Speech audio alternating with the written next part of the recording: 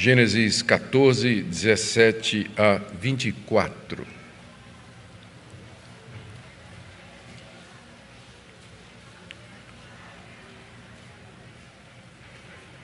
Ouçamos a leitura da palavra de Deus.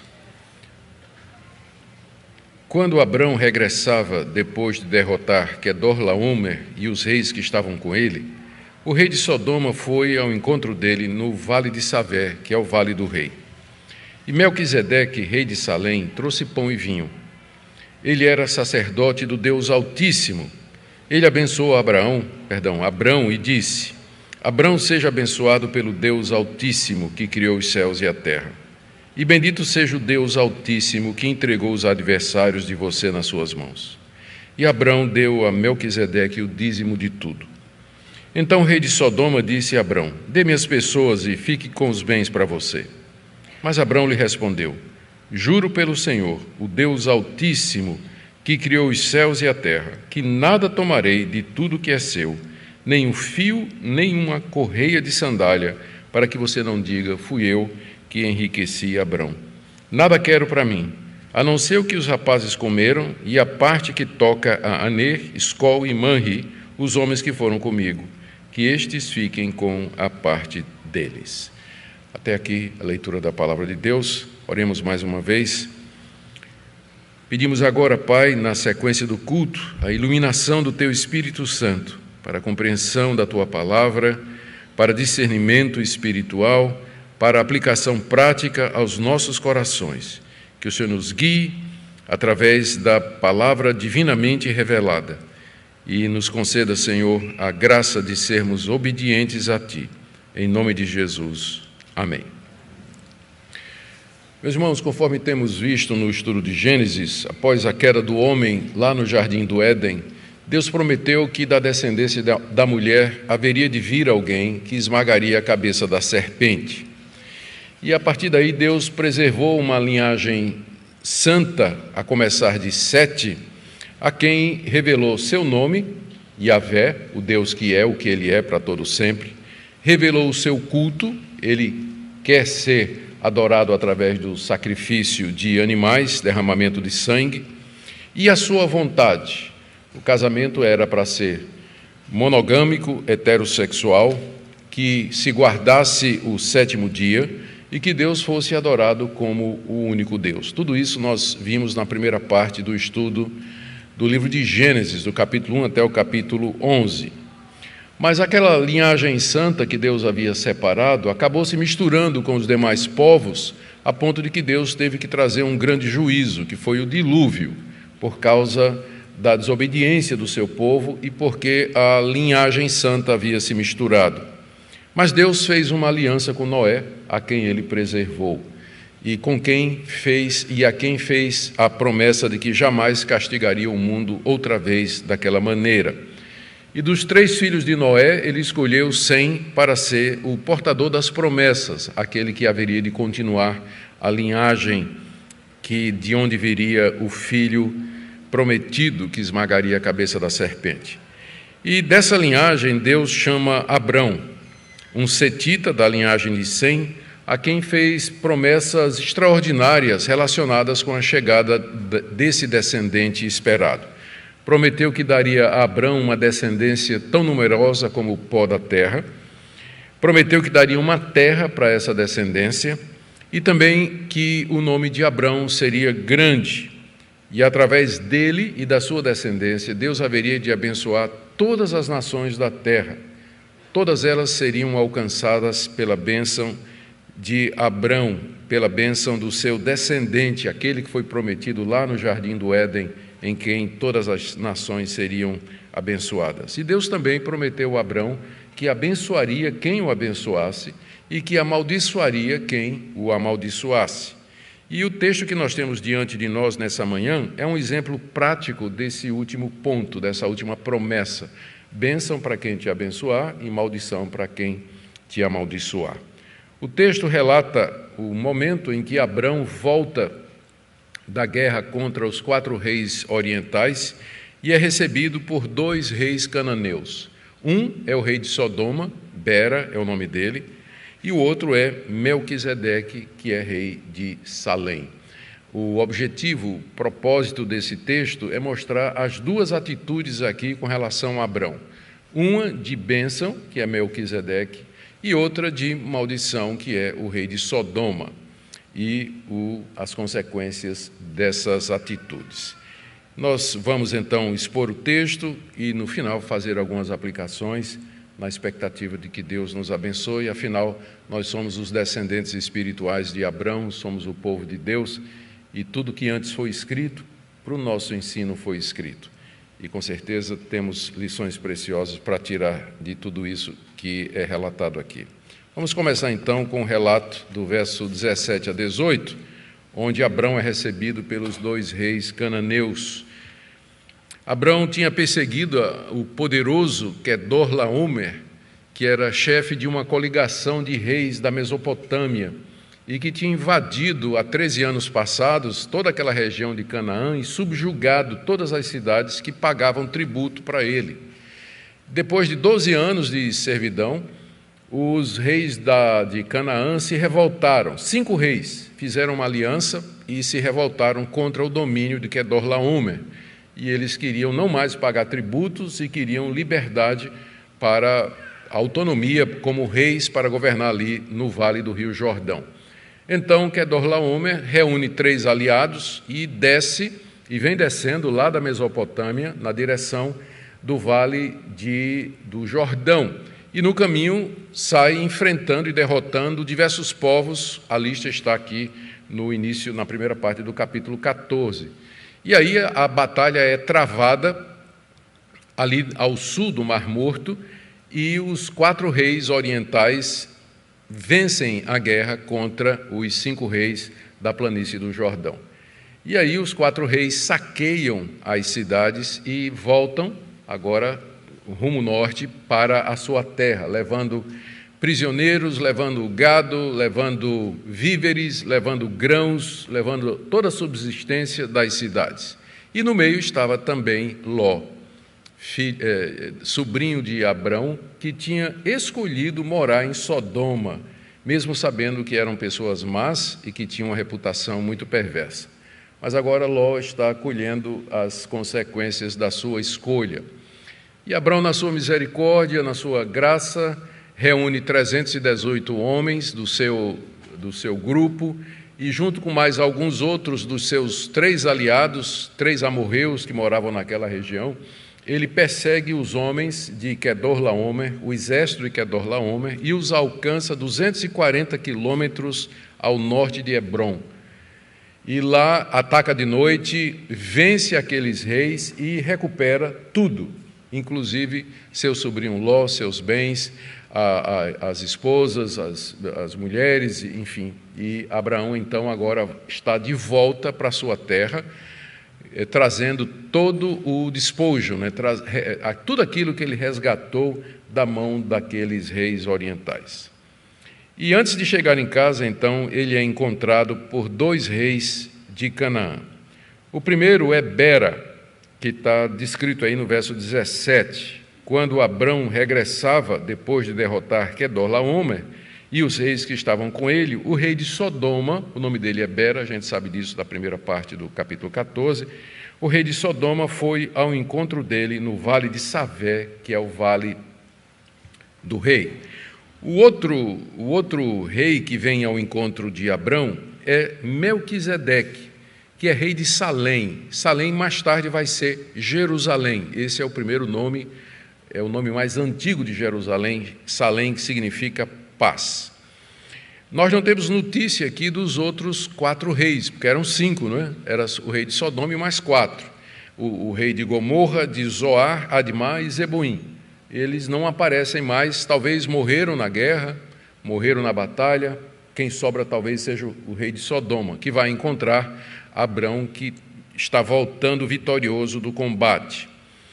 O local do encontro, é dito aqui, é o Vale de Savé, ou o Vale do Rei, que fica um pouquinho mais ao norte de Jerusalém e que ganhou esse nome, Vale do Rei, ou dos Reis, por conta desse encontro de Abrão com esses 2 reis cananeus que vieram saudá-lo, ou vieram ao encontro dele depois da sua vitória.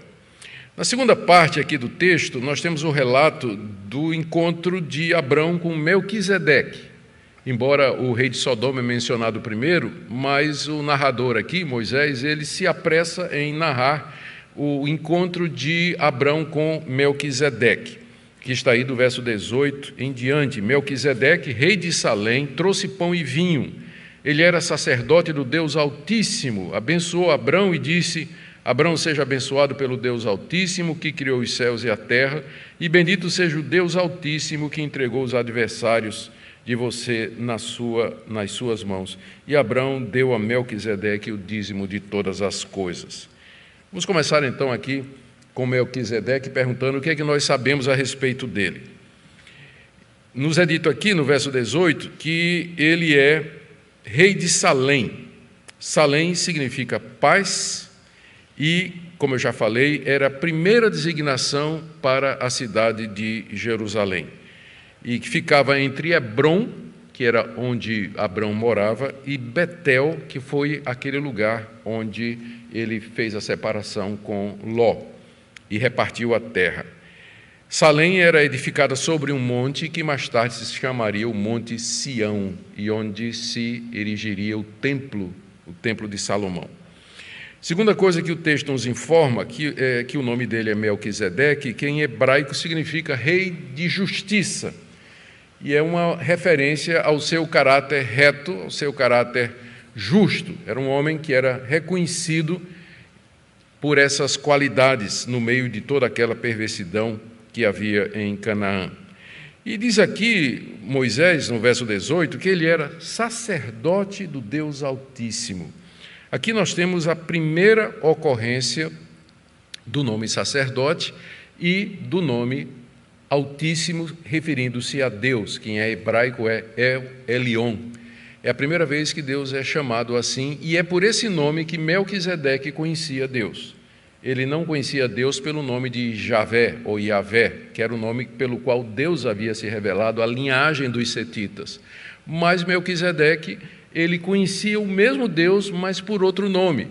O nome era El Elyon, ou o Altíssimo, que significa o Deus Supremo, o Deus que está acima de todas as coisas, o Deus que domina e governa sobre tudo e todos. Melquisedeque, então, conhecia o verdadeiro Deus, muito embora ele provavelmente fosse o único ou um dos poucos que retivessem esse conhecimento de Deus ali na região de Canaã, que tinha sido habitada a princípio pelos descendentes de Cão, o terceiro filho de Noé, cujo neto, Canaã, foi amaldiçoado por Noé. E já cedo há indícios no texto, né, dessa inimizade entre os cananeus e os semitas, Mas Melquisedeque, alguns até acham que Melquisedeque é o próprio Sem, né, que viveu muito tempo e viveu na época de Abrão, mas seria um absurdo, né, um erro imperdoável de Moisés chamar, se fosse Sem, não é, Moisés deveria ter designado que era o patriarca, não é? Mas Melquisedeque provavelmente era um rei cananeu e que tinha o conhecimento de Deus da mesma forma que Deus havia se revelado a Abrão quando chamou lá em Ur dos Caldeus. E ele era não somente um servo, mas ele era também o seu sacerdote, o que indica que ali em Salém, Melquisedeque conduzia cultos a Deus, oferecia sacrifícios a Deus e ministrava a esse Deus no meio de todo aquele paganismo, no meio de toda aquela idolatria que havia lá. Jerusalém fica apenas uns poucos quilômetros mais ao norte, ao noroeste de Sodoma, não é muito longe. Então, a gente sabe que Sodoma era uma cidade depravada, Gomorra também era, mas ali em Salém havia um culto ao verdadeiro Deus. Havia um sacerdote que temia Deus, que ministrava o serviço a Deus e que ensinava a verdade no meio de toda aquelas trevas, mostrando que Deus nunca se deixou ficar sem testemunho e que muita gente em muito lugar recebe esse conhecimento de Deus. Também mostrando que desde tempos ancestrais o culto a Deus, ele já tinha sacerdotes e era um culto organizado e que era composto de sacrifícios. Mais tarde, quando Moisés vai ordenar isso para Israel, vai inclusive colocar uma legislação bem específica, ele não está inventando coisa, ele está organizando aquilo que Deus já tinha revelado lá no paraíso e através de toda a linhagem santa que ele vem preservando até então. Terceiro, o texto nos diz que Melquisedeque, que era rei e sacerdote, ele recebe Abrão com pão e vinho. Aqui a gente tem que fazer muita força para resistir à tentação de ver um tipo da ceia do Senhor. Você tem um sacerdote, rei de justiça, rei de Jerusalém, e que traz pão e vinho para Abrão. Na hora a gente vai dizer, é a ceia, não é? É a ceia do Senhor. Mas, na verdade, seria muito cedo para a gente dizer isso. Pão e vinho eram os alimentos mais comuns naquela época. O que Melquisedeque está fazendo, trazer esse pão e vinho aqui, não tem nenhuma conotação religiosa. É apenas uma demonstração de gratidão, porque Abrão trouxe paz ao vale. Jerusalém não tinha sido saqueada, mas era uma das cidades que estavam ali debaixo do domínio de Quedorlaomer. E agora Abrão acabou com aquilo. O Vale do Jordão agora gozava de paz e de liberdade, e Abrão era um instrumento. Então Melquisedeque vem ao encontro de Abrão, com gratidão pelo que Abrão tinha feito, e oferece uma lauta refeição para Abrão, né, que inclusive devia estar bastante cansado, 240 quilômetros, né, ele já não era jovem e participou da guerra naturalmente. Era um momento assim de refrigério, de festa e de gratidão diante de Deus, e talvez um símbolo da bênção que ele haveria de proferir sobre Abrão, que é o que ele faz em seguida, nos versos 19 e 20. Ele abençoa Abrão: Abrão seja abençoado pelo Deus Altíssimo, que criou os céus e a terra, e bendito seja o Deus Altíssimo, que entregou os adversários nas suas mãos. Ele reconheceu em Abrão o portador das promessas, que ele conhecia e que ele esperava. E que ele pede então que o Deus Altíssimo, o Deus verdadeiro que ele conhecia por esse nome, abençoasse Abrão. Que Abrão seja abençoado pelo Deus Altíssimo, que criou os céus e a terra. Impressionante como esse cananeu tinha o conhecimento verdadeiro de Deus. Ele sabia que El Elyon, o Altíssimo, era o Deus que havia criado todas as coisas. Ali em Canaã não havia esse conhecimento, já se havia perdido. As pessoas criam em deuses, acreditavam em diferentes divindades que tinham surgido do caos e que lutavam contra o caos e que eram alimentadas pelos homens, e uma série de outras superstições. Melquisedeque sabia quem era Deus, o Deus Altíssimo, sabia que Abrão era o portador das promessas e sabia que Deus era o Deus que tinha criado todas as coisas. E era exatamente por isso, sendo o Deus supremo, a palavra criador aqui, ele significa não somente aquele que fez alguma coisa, mas que é o dono também. Esse Deus é que podia dar a vitória a Abrão, podia dar a vitória a Abrão. E aí ele louva a Deus no verso 20, bendito seja o Deus Altíssimo que entregou os adversários, teus adversários, Abrão, nas tuas mãos. Bendito seja Deus, porque foi Ele que lhe deu a vitória, não foram os 318 homens preparados que você levou para a guerra, não foram aqueles rapazes dos 3 aliados amorreus que você levou para compor o exército, mas foi esse Deus Altíssimo, Criador dos céus e da terra, que te deu a vitória, conforme Ele sempre te prometeu. E aí, em seguida a esse momento em que Melquisedeque traz pão e vinho, abençoa Abrão e louva o nome de Deus, Abrão dá o dízimo, 10% de tudo que Abrão tinha recuperado, ele traz para Melquisedeque. E aí, final do verso 20, e Abrão deu a Melquisedeque o dízimo de tudo, não de tudo que Abrão tinha, mas no contexto tudo aqui, de tudo aquilo que ele recuperou os bens de Sodoma, os bens de Ló, que incluía gado, incluía pessoas, grãos, roupas, ouro, prata, enfim, todo o espólio que ele obteve depois de derrubar e destruir os reis do Oriente, Abrão fez a conta, tirou 10% e entregou ao rei de Salém, entregou a Melquisedeque. É a primeira vez que o conceito de dar o dízimo aparece na Bíblia. Esse texto aqui ele é significativo, né? A gente pode pensar que não tem muita coisa, mas 3 conceitos aparecem pela primeira vez aqui na Bíblia. Primeiro, Deus, o nome dele é o Elion. Segundo, o conceito de sacerdote, é a primeira vez que a palavra sacerdote aparece na Bíblia. E agora, terceiro, é a primeira vez que a palavra dízimo aparece na Bíblia. Abrão deu 10% de tudo que ele tinha conseguido a Melquisedeque. A gente não deve pensar que isso foi alguma coisa que Abrão inventou, porque os estudos e a arqueologia nos mostra, e a história, que havia essa prática no Antigo Oriente das pessoas pagarem um tributo de 10% aos reis e trazer também 10% para os deuses, e que para alimentar os deuses, e que era dado através dos sacerdotes. Então, Abrão está seguindo um antigo costume oriental, costume que mais tarde vai virar lei em Israel e uma prática para a igreja cristã, que é a descendência espiritual de Abrão e a continuação espiritual de Israel. Agora, por que Abrão entendeu que deveria dar 10% de tudo a Melquisedeque, que era uma atitude religiosa? Primeiro, porque reconheceu em Melquisedeque um sacerdote do verdadeiro Deus, do mesmo Deus que ele adorava e que ele servia. Veja aqui no verso 22, quando Abrão agora já está falando com o rei de Sodoma, ele diz assim, juro pelo Senhor, o nome de Deus aqui é Yahvé no hebraico, juro por Yahvé, o Deus Altíssimo. Ele juntou os 2 nomes. Ele conhecia Deus por Yahvé, esse era o nome com que Deus tinha se revelado a Abrão. E agora Abrão junta o nome que Melquisedeque conhecia, o Deus Altíssimo, para dizer que era o mesmo Deus. Era o mesmo Deus. E aí então ele reconhece que Melquisedeque é sacerdote do Deus a quem ele serve. Essa é a primeira razão.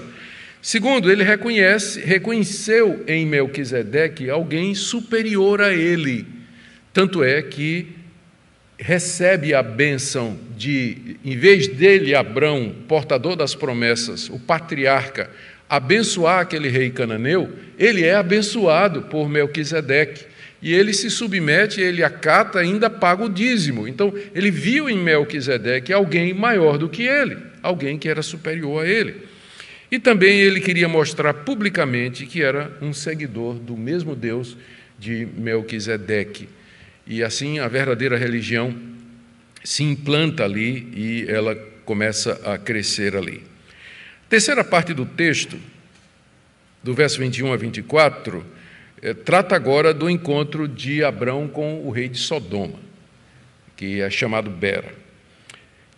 Bera, depois desse diálogo de Abrão com Melquisedeque, se aproxima de Abrão. E ele não tem uma única palavra de agradecimento. Nada.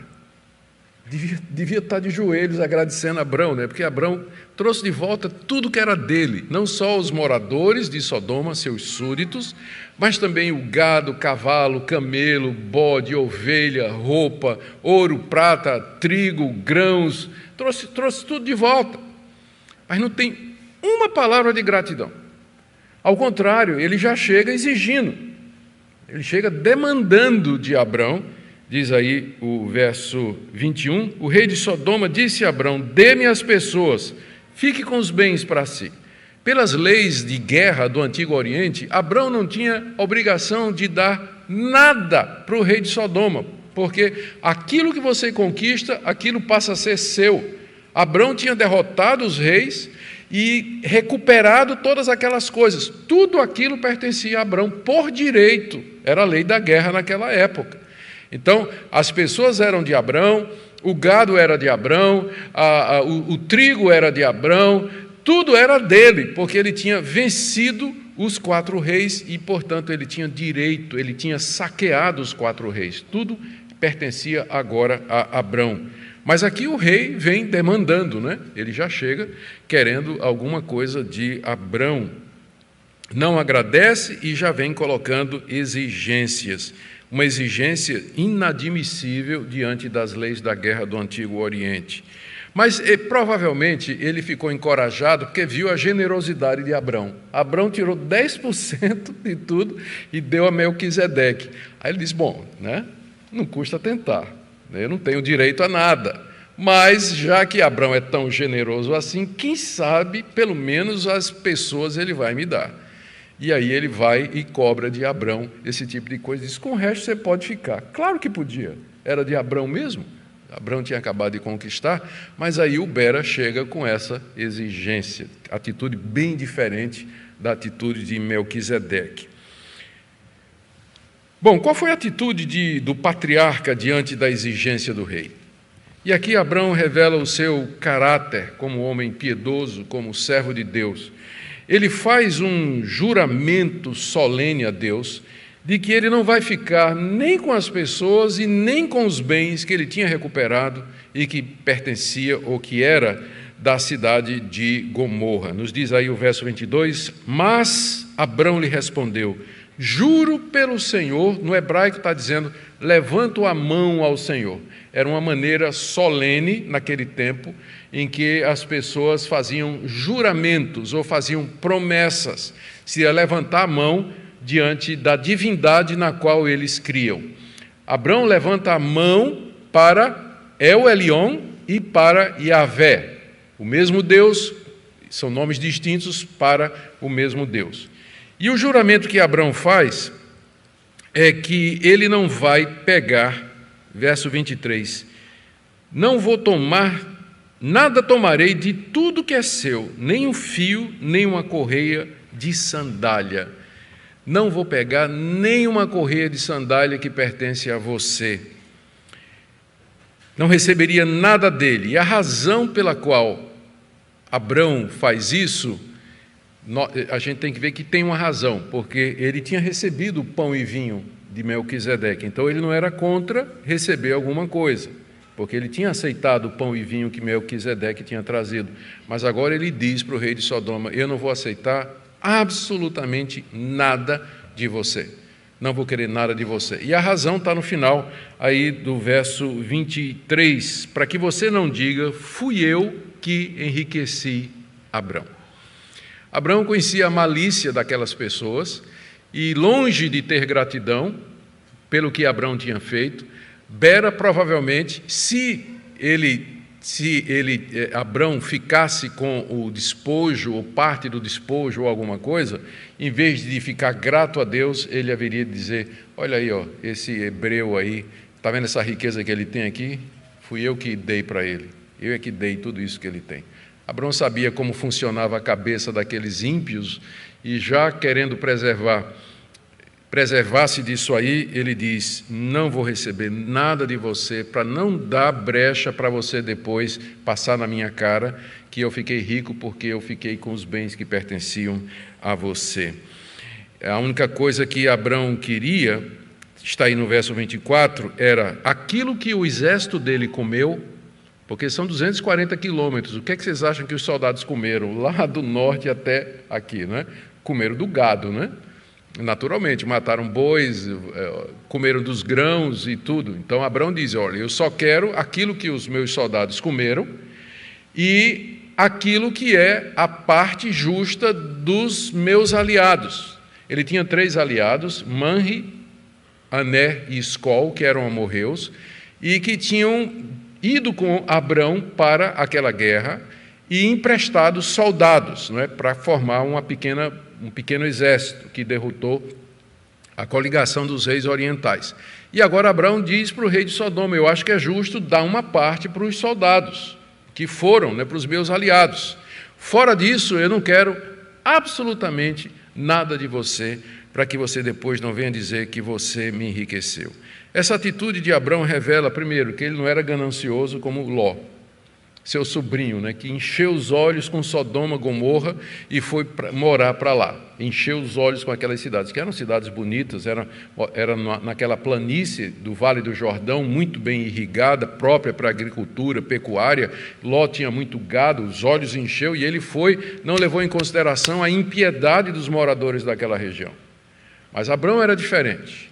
Mostra aqui que ele não quer nenhuma associação com os sodomitas, ele não quer nenhuma aproximação com aqueles cananeus, como Ló acabou fazendo. E ele queria deixar muito claro que a prosperidade dele vinha de Deus. Era Deus que haveria de enriquecê-lo, de cumprir as promessas, de dar a ele aquela terra. Ele não queria um tostão do rei de Sodoma. E provavelmente, o texto não diz, mas provavelmente ele entregou tudo ao rei de Sodoma, menos aquela parte que representava algo justo para os seus aliados. Queridos, o que é que esse texto nos ensina? O que é que ele ensina aos seus primeiros leitores e o que é que nós podemos aprender aqui? Eu quero tirar algumas lições para nós aqui. Aqui nós temos uma aplicação, em primeiro lugar, daquilo que Deus havia prometido a Abrão, quando chamou da sua terra, lá de Ur dos Caldeus, muitos anos atrás, quando Deus disse que abençoaria quem o abençoasse e que amaldiçoaria quem o amaldiçoasse. Certamente Melquisedeque foi abençoado, porque ele abençoou Abrão. Bendito seja Abrão do Deus Altíssimo, que o Deus Altíssimo te abençoe, te guarde. Abençoou Abrão. E mais tarde, nós vamos ver aqui mais adiante, Melquisedeque se torna uma figura de Cristo. A bênção foi tão grande que ele é uma das primeiras figuras bem claras de Cristo no Antigo Testamento. Já o rei de Sodoma, que não amaldiçoou Abrão, mas o desprezou, deixou de honrá-lo e deixou de agradecer, ele recebe a maldição de Deus. Nos próximos capítulos, o que nós vamos ver é a destruição completa de Sodoma e das cidades vizinhas, através do juízo de Deus por conta da iniquidade desses povos aqui. Aqui é Deus cumprindo a promessa: eu vou abençoar quem abençoar Abrão e eu vou amaldiçoar quem amaldiçoar Abrão. E os israelitas que estavam ouvindo essa história, às margens do rio Jordão, prestes a entrar na terra prometida, deveriam ver isso aqui e lembrar que Deus é fiel em todas as suas promessas e que ele haveria de continuar a agir dessa forma. Nós, que somos os descendentes espirituais de Abrão, devemos lembrar sempre dessa promessa, que Deus continua o mesmo. Deus continua o mesmo. Ele vai continuar abençoando aqueles que abençoarem a sua igreja. A igreja é a continuação espiritual de Israel, é o verdadeiro Israel de Deus. Deus vai continuar a abençoar aqueles que abençoam o seu povo, aqueles que querem o bem dos verdadeiros cristãos e da igreja, Deus vai continuar abençoando, e a mão de Deus vai pesar contra aqueles que se levantam contra o seu povo, como tem acontecido através da história e como a palavra de Deus tão abundantemente promete. Se não aqui, mas no dia do juízo, quando Jesus vai dizer: tive fome, não me deste de comer, tive sede, não me deste de beber. A gente pensa que está falando dos pobres, não é? E dos necessitados, mas Jesus diz assim: quando vocês não fizeram isso a um desses meus pequeninos, ele está se referindo aos seus discípulos ali. Então, ali ele vai julgar e condenar aqueles que deixaram de abençoar a igreja, de ajudar a igreja, que se viraram contra a igreja e perseguiram a igreja. O juízo deles já está reservado. Segunda lição que nós podemos tirar do texto é a partir da dedicação de Abrão a Deus em não se juntar e não fazer aliança com os povos cananeus. Porque se ele tivesse feito uma aliança, se ele tivesse feito o que o rei de Sodoma queria, né, ficado com os bens e devolvido somente às pessoas, meio que haveria ali um pacto, um acordo, algum tipo de associação.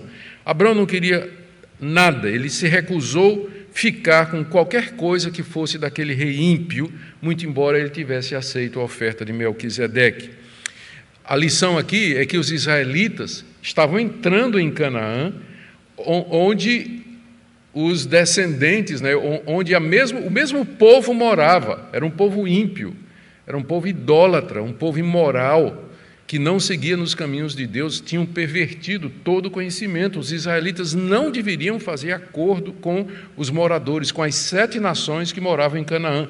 Isso está claro aqui pelo exemplo de Abrão. Abrão não quis acordo com o rei de Sodoma, e mais adiante, quando Moisés vai escrever o livro de Êxodo, Levítico, especialmente Deuteronômio, vai deixar muito claro: quando vocês entrarem na terra prometida, em Canaã, vocês não vão fazer aliança nenhuma com os povos que estão lá. Vocês não vão dar suas filhas para casar com os filhos deles, vocês não vão fazer acordo comercial, vocês não vão fazer nenhum tipo de pacto ou aliança com esse povo, porque esse povo está debaixo do juízo e do julgamento de Deus. E é uma lição para nós, não é verdade? Devemos lembrar disso, que o princípio é esse, que nós devemos evitar nos associar com os ímpios em algum tipo de relacionamento que venha prejudicar a nossa vida espiritual. Nós podemos nos relacionar com as pessoas. Existe uma área, existe uma série de atividades que são comuns. Nós somos cristãos, somos crentes em Jesus Cristo, mas somos cidadãos brasileiros. Nós vamos para a escola, vamos para o trabalho, nós pegamos o ônibus, nós vamos à loja comprar alguma coisa que nós precisamos, fazemos feira. Então, existem coisas em comum com todos, mas existem determinados relacionamentos que vão comprometer a nossa fé. Casamento, namoro, determinadas sociedades, determinadas amizades, determinados laços e compromissos que a gente faz, acordos que a gente faz com ímpios e que envolve algum tipo de desonestidade. O cristão deveria aprender aqui com Abrão: eu não quero um tostão, não quero me associar com esses cananeus, porque se fizer isso, eu vou manchar o nome do meu Deus, eu vou entrar numa relação em que eu me vou ver vulnerável e eu vou acabar me tornando como um deles, ou vivendo de acordo com o que eles vivem. É uma lição muito importante essa para nós, nessa época em que nós estamos vivendo. Tem uma terceira lição aqui, muito interessante, que não transparece à primeira vista do texto. Notem que Abrão não tomou Canaã pela força militar. Esse episódio aqui mostra que Abrão teria condições de ocupar toda aquela terra, porque com 318 homens, ele destruiu uma coligação de 4 reis orientais. Se Abrão quisesse, ele derrotava o rei de Sodoma, de Gomorra, o rei de Zeboim, o rei de Zoar, todas aquelas cidades que estavam ali. Ele poderia tomar Canaã na tora, como a gente diz, não é? Pela força da espada. Ele já tinha um exército suficiente para isso, um povo treinado, e ele tinha estratégia militar, Abrão, conforme vimos no último episódio. Mas ele não quis tomar Canaã pela força da sua espada. Por quê? Porque Deus disse: eu vou dar a terra para você. Não se apresse, no tempo certo, essa terra vai ser sua, vai ser dos seus descendentes, toda ela. E Abrão aqui demonstra uma fé extraordinária, quando ele se recusa a receber do rei de Sodoma alguma coisa, e ele não quer dominar, como ele podia ter feito, sobre toda aquela região, numa espécie de rei suzerano, que teria todos aqueles povos debaixo da sua autoridade. Ele bem que poderia ter feito isso, mas ele se recusa a fazer. Ele aguarda o tempo de Deus. Assim também, nós aprendemos que a Canaã celestial, ela não é tomada pela força do nosso braço. Não é por obras, não é pelo nosso esforço, não é pelo nosso mérito, não é pela nossa estratégia, mas é algo que Deus nos dá graciosamente em Cristo Jesus. A vida eterna é uma dádiva de Deus, que vem a nós mediante o nosso Senhor e Salvador, que na cruz do Calvário venceu as hostes malignas e é o nosso Redentor, é o nosso general. Se você tem alguma expectativa de que você vai tomar Canaã de assalto, a Canaã celestial, o reino dos céus, mediante seu esforço, mediante o seu procedimento, a sua religiosidade, você está no caminho errado. Não foi esse o caminho do patriarca da fé, Abrão, mas ele esperou em Deus o momento certo em que Deus haveria de cumprir a sua promessa, pela graça e não por obras. Também não posso deixar de fazer uma menção ao dízimo, não é? Vocês percebem aqui que o dízimo era alguma coisa que já existia antes da lei. Algumas pessoas acham que o dízimo é coisa para os israelitas, faz parte da lei mosaica. Aqui, muitos anos antes de Moisés existir, você já vê Abrão dando 10% do que ele tinha para o sacerdote Melquisedeque, em gratidão e reconhecimento do culto a Deus e do serviço que Melquisedeque prestava a Deus. Mais tarde Moisés vai sistematizar isso e a prática entra na igreja cristã como sendo a maneira usual, habitual, antiga, já provada, pela qual o povo de Deus sustenta a obra de Deus e ajuda os pobres e necessitados. Mas eu creio que a aplicação mais importante de toda essa é essa última aqui. O alvo de Moisés aqui é introduzir a figura do rei sacerdote Melquisedeque como alguém que é maior do que Abrão.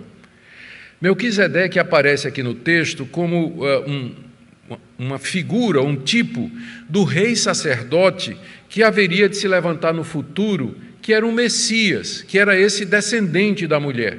Agora aqui a gente aprende mais um pouco, que esse descendente da mulher, ele seria um rei sacerdote do tipo de Melquisedeque. Séculos depois desse episódio aqui, o rei Davi se refere a Melquisedeque no Salmo 110, onde ele fala do Messias como sendo rei e sacerdote. O Messias é o descendente da mulher, é aquele prometido que era aguardado por Abrão, por toda a linhagem dos setitas. No Salmo 110, versos de 1 a 2, Davi diz assim: Disse o Senhor ao meu Senhor, sente-se à minha direita até que eu ponha os seus inimigos por estrado dos seus pés. Então, o Messias é um rei que vai se assentar à direita de Deus e que vai colocar todos os seus inimigos debaixo dos seus pés. Continuando o Salmo, no verso 4, Davi diz assim: O Senhor jurou e não voltará atrás, você é sacerdote para sempre, segundo a ordem de Melquisedeque. Essa é a outra vez em que a palavra Melquisedeque, o nome de Melquisedeque aparece. Só aparece aqui, no texto que nós estamos vendo de Abrão, em Gênesis, capítulo 14, e no Salmo 110. Mas Davi entendeu quem era Melquisedeque, que Melquisedeque era uma figura do Messias, que era rei e sacerdote, só que de uma ordem superior ao sacerdócio levítico. Muito tempo mais tarde, depois de Davi, o escritor da carta aos Hebreus, ele usa a figura de Melquisedeque para se referir a Cristo. E aqui eu vou ler Hebreus capítulo 7, de 1 a 10. Esse Melquisedeque, rei de Salém, sacerdote do Deus Altíssimo, foi ao encontro de Abraão, quando este voltava da matança dos reis e o abençoou. E foi para ele que Abraão separou o dízimo de tudo. Primeiramente, o nome dele significa rei da justiça, que também é rei de Salém, ou seja, rei da paz. Sem pai, sem mãe, sem genealogia, ele não teve princípio de dias, nem fim de existência, mas feito semelhante ao Filho de Deus, permanece sacerdote para sempre. Por que o autor de Hebreus está dizendo isso? Porque a prática do Antigo Testamento, quando introduz uma figura, é dizer fulano, filho de Cicrano, filho de Cicrano, filho de Cicrano. Lembra das genealogias que a gente viu até agora? Melquisedeque é introduzido, ninguém sabe quem é o pai dele, ninguém sabe de onde ele veio. E também não se diz que ele morre, porque nas genealogias, lembra? Fulano de tal, filho de fulano, viveu tantos anos e morreu. Morreu. Melquisedeque não tem nem pai, nem mãe, e nem tem registro de morte. O autor de Hebreus vê isso como sendo uma dica da sua eternidade, que ele representa um sacerdote e um rei eterno, que não tem começo e não tem fim. E quem é esse rei eterno? Jesus Cristo. Jesus Cristo. E ele continua, o tempo aqui não dá para falar mais sobre isso, mas ele continua no resto do capítulo 7, mostrando que por isso o sacerdócio de Cristo é superior ao sacerdócio do judaísmo. Os sacerdotes judeus eram todos da tribo de Levi. Levi estava em Abrão quando Abrão pagou dízimo a Melquisedeque. Então, que significa que Melquisedeque é maior do que Levi. E que Jesus é sacerdote não de acordo com a lei, de acordo com o sacerdócio dos levitas, mas ele é sacerdote de acordo com o ministério e o sacerdócio de Melquisedeque, que é superior. Na verdade, Jesus nem sacerdote podia ser, porque ele era da tribo de Judá, e os sacerdotes em Israel eram da tribo de Levi, mas é que Jesus é sacerdote de acordo com uma ordem muito superior, que é Melquisedeque. Vejam como Deus abençoou Melquisedeque. Ele se tornou figura, tipo do Messias, como ele disse a Abrão: abençoarei os que te abençoarem e amaldiçoarei os que te amaldiçoarem. Deixe-me chegar para algumas aplicações práticas aqui. Em primeiro lugar, para vocês, queridos irmãos, que têm perseverado na verdade, têm ficado firmes ao nosso sumo sacerdote, o Senhor Jesus, que têm seguido El Elyon, o Altíssimo, Yahvé, o Senhor de tudo e de todos. Que Deus os guarde, Deus é fiel nas suas promessas, permaneçam firmes no meio das tribulações, das tentações, atentos para as propostas que os cananeus sempre vão fazer para derrubar você e depois maliciosamente levantar mentiras contra vocês. Perseverem na palavra de Deus. Talvez aqui entre nós haja quem esteja vivendo uma vida mundana, que já fez acordo com o rei de Sodoma. Nunca é tarde para você se arrepender, nunca é tarde para você mudar de vida e dizer: eu quero ser como Melquisedeque, eu quero ser como Abrão, eu quero ser um fiel seguidor de Deus e do Senhor Jesus Cristo. Eu quero ter uma vida que glorifica a Deus e que através de mim as pessoas vejam e tenham o conhecimento do Deus verdadeiro. Talvez seja esse o momento que Deus fale ao seu coração, para que você possa mudar de vida.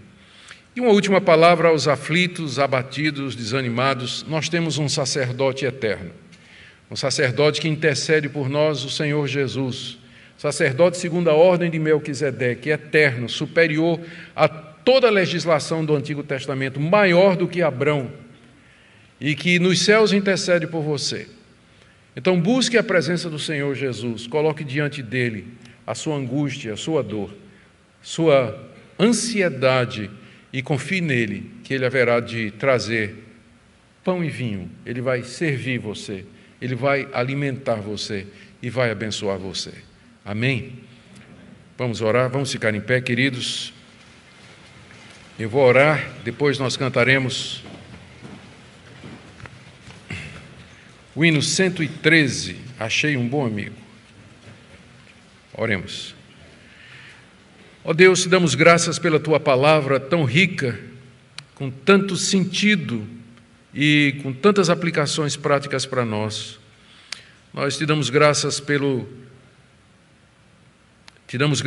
Teu Filho Jesus Cristo, sacerdote eterno, segundo a ordem de Melquisedeque, Rei supremo para todo sempre, Rei de paz, Rei de justiça. Te damos graças porque hoje Ele nos serve pão e vinho, símbolos do seu corpo e do seu sangue, e nós somos alimentados por ele. Nós pedimos ao Senhor que o Senhor encha o nosso coração de alegria, que esse dia do Senhor seja repleto de bênção e de regozijo em Ti. Em nome de Jesus. Amém.